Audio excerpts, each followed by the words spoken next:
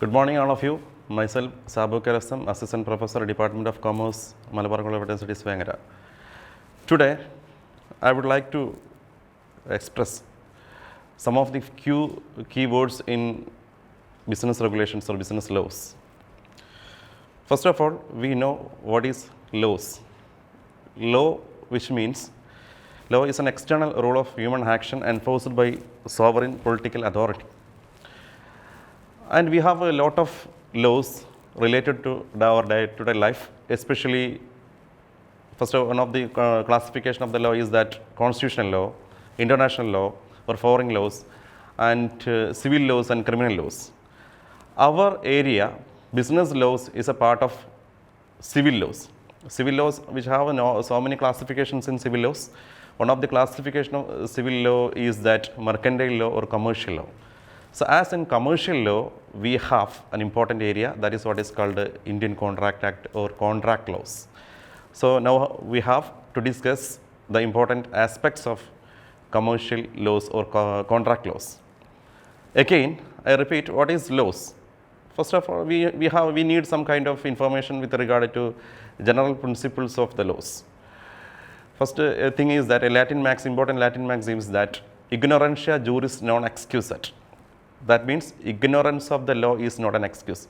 Likewise, so many other Latin maxims, especially actus mens rea is non excusat, and a contract with a minor is void ab initio. A contract without a nudum pactum, without consideration is nudum pactum. Likewise, so on so, for so many kinds of laws, so many kinds of legal terminologies are there. So here we want to start what is law and what are the important aspects of Indian Contract Act and contract laws. First of all, what is contract? According to section 2 subsection H of Indian Contract Act 1872, contract is an agreement which is enforceable at law. So we have two types of things in that definition, that is contract and agreement. An agreement become a contract, an agreement which satisfies some of the essential elements of the contract.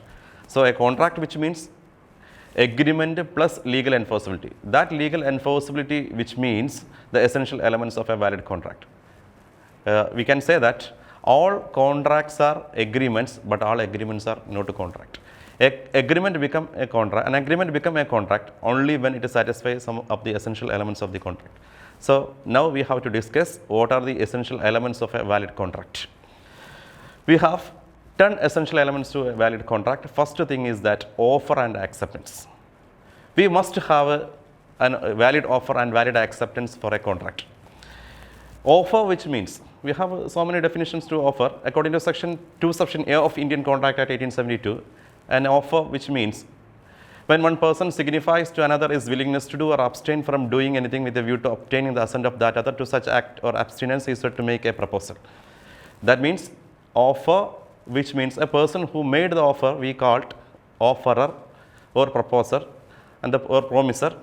To whom the offer is made, we called as offeree or acceptor. So there must be a valid offer for starting every contract. And as well as section 2 section B of the Contract Act defines acceptance, and section 2 section E of the Contract Act defines what is a promise or what is an agreement. So an agreement which means offer plus acceptance, that is first essential element of a valid contract. And second thing is that intention to create legal relationship. We have parties in a contract, promisor and promisee. And promiser is a person. The person who made the offer we called as promiser, and promisee is the person to whom the promise is made. Here we can see that there must be a relation, a legal relation between the parties. The relation subsisting between the parties must be legal. It must not be social, likewise that, natural love and affection, likewise that. What do you mean by legal relationship?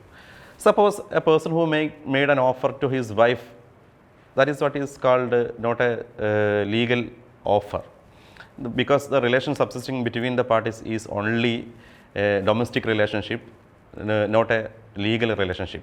So I repeat, the relation subsisting between the parties must not be is social or domestic, it must be legal.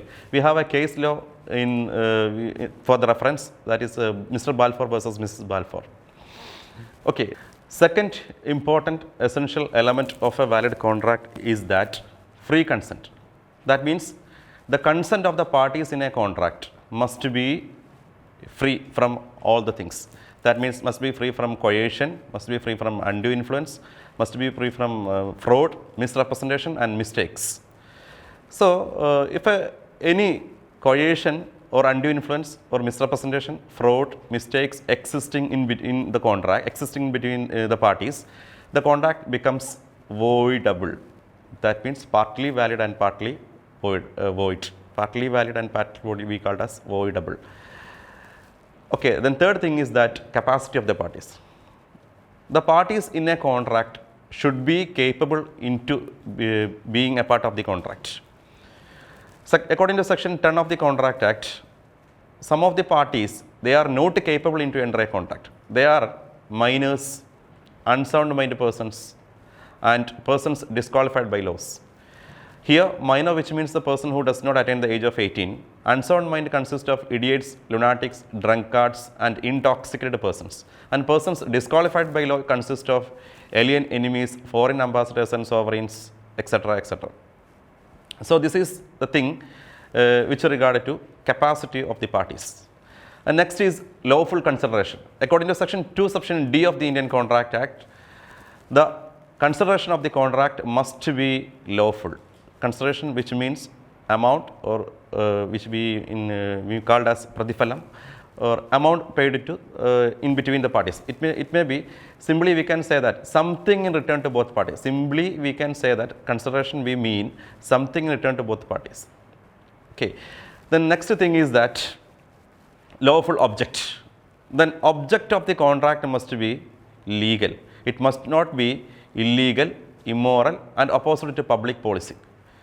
Okay, next thing is that certainty in meaning. The meaning of the contract must be fulfilled, all the things, all the terms and conditions of the contract. Action. So, today we discussed mainly 10 essential elements of a valid contract. So, I repeat, an agreement become a contract when it satisfies 10 essential elements of a contract. Contract, we mean agreement plus legal enforceability. So, that legal enforceabilities are the essential elements of the contract that we are discussed today. Thank you.